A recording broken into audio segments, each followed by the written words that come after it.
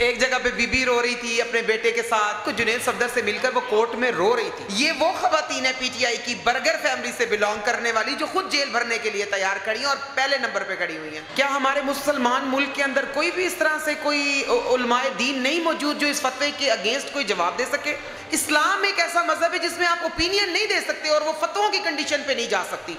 फतवा मत दो, आप अपनी ओपिनियन का इजहार करो, मत बोलो कि ये फतवा है। फतवा ये गलत वर्ड है। इमरान खान एक नाम नहीं है, एक लीडरशिप है, एक हमारे लिए नजरिया है। और कौन है? उनकी तो अपनी ज़रूरतें हैं, वो अपनी फंडामेंटल राइट्स को लेकर चलती हैं। नवाज शरीफ आ जाए, उसकी बीवी आ जाए।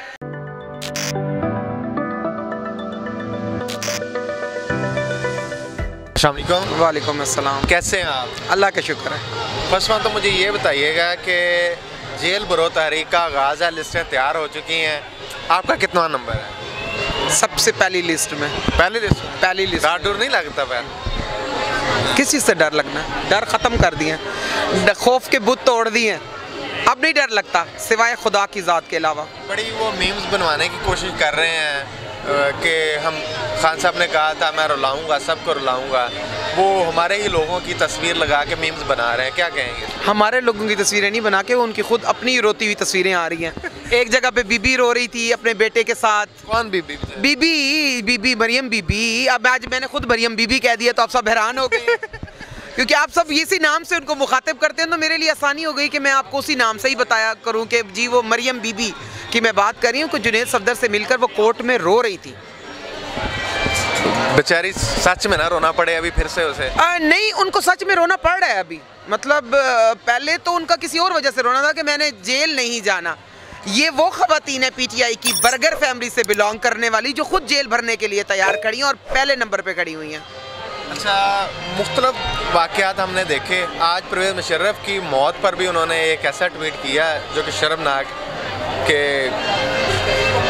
जान छुट्टी मफ़हूम अगर देखें, अल्लाह ताला ने जिस इंसान को इस दुनिया में भेजा है उसने अपने गोल्स अचीव करने हैं। वो रॉन्ग हैं, राइट हैं, वो रब बेहतर फैसले करने वाला है, वो हम आप नहीं कर सकते। ठीक है, उनके हस्बैंड ने भी एक फतवा लेटेस्टली दिया है, वो भी आप सबकी नज़रों से गुजरा होगा, सफदर साहब ने ना, तो उसके लिए भी किसी ने कंडेम नहीं किया अभी तक आकर उनको, इस फतवे को।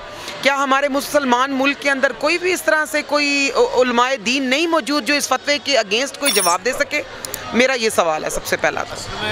जिन्होंने फतवा जारी किया ना, वो मौलाना साहब के हाथ चूम के अपने वो चीज़ें पूरी कर लेते। बच्चे, हाथ चूमना, आप उनको ओबे करना, फॉलो करना डिफरेंट थिंग। आपकी डिफरेंट ओपिनियन हो सकती है।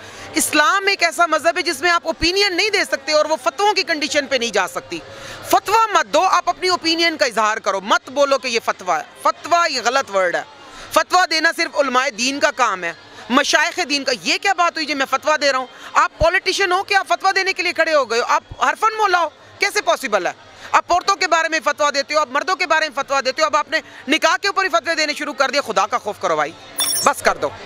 अब ये पीडीएम का आखिरी एजेंडा है क्या? चाहती क्या? जो भी इनिशिएटिव लेती है वहाँ पे जलील होकर निकल रही है, असल इनका एजेंडा क्या है? बच्चे, उनका एजेंडा यही है कि नवाज शरीफ को उन्होंने वापस लेकर आना है। इमरान खान को उन्होंने जो है वो साइड पे कर देना है, जो कि हम करना ही नहीं चाहते। इमरान खान एक नाम नहीं है, एक लीडरशिप है, एक हमारे लिए नज़रिया है।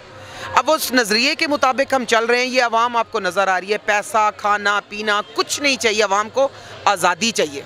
आज़ादी किससे चाहिए? अपने ही जो हम लोगों ने हमें महकूम कर दिया, हम उनसे आज़ादी चाहते हैं, बस इतना सी बात है। ज़मान पार्क में दिन ब दिन रश बढ़ता जा रहा है, बाहर ट्रैफिक ब्लॉक नज़र आती है। आने वाले दिनों में मेरा नहीं ख्याल कि अगर खान साहब और चंद दिन स्टे करते हैं तो ट्रैफिक यहाँ पर चल सके। नहीं, आज आपको एक मैं बात बताऊँ, इस ट्रैफिक के लिए, क्योंकि मुझे अपनी आवाम के साथ भी हम लोगों ने खड़ा होना है, हम भी इसी आवाम का एक हिस्सा हैं, इसमें से ही आए हुए हैं।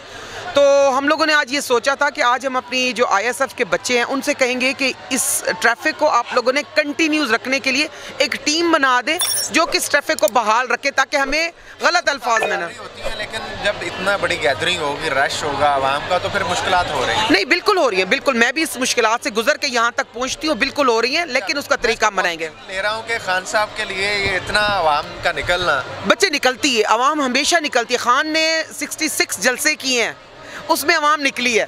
खान ने एक लॉन्ग मार्च की कॉल दी थी, वो भी निकली आवाम। खान साहब को एक्सीडेंटली जो गोलियां लगी हैं उसके बाद खान साहब को हमने तो क्या कहते हैं, हमारी तो दुआएं, हमारी तो आंखें, हमारी तो रो रो के बुरा हाल था कि हमारे खान को अल्लाह ताला अपनी अमान में रखे और आगे भी रखेगा इंशाअल्लाह ताला।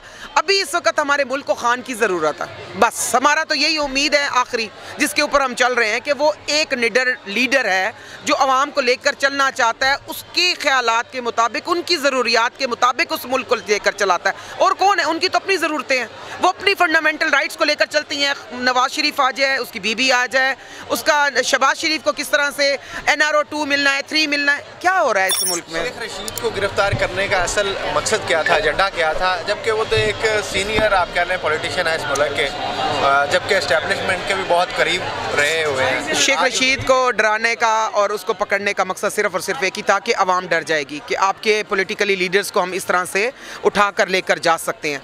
तो आवाम नहीं डरती, अब सिंपल इज दैट, आवाम नहीं डरती, आवाम नहीं डरती। बहुत हम खड़े हैं यहाँ पर, आप देख लें, दिन रात हमें आकर पकड़ें, देखिए यही शक्लें हम आपको नजर आएंगी और हमेशा नजर आएंगी। तो अगर औरतों में पहला कदम अगर मेरा है तो मैं सबसे पहले जाऊंगी, क्योंकि खान साहब की आवाज़ है, सबसे पहले जाऊंगी। बहुत शुक्रिया, बहुत शुक्रिया जी।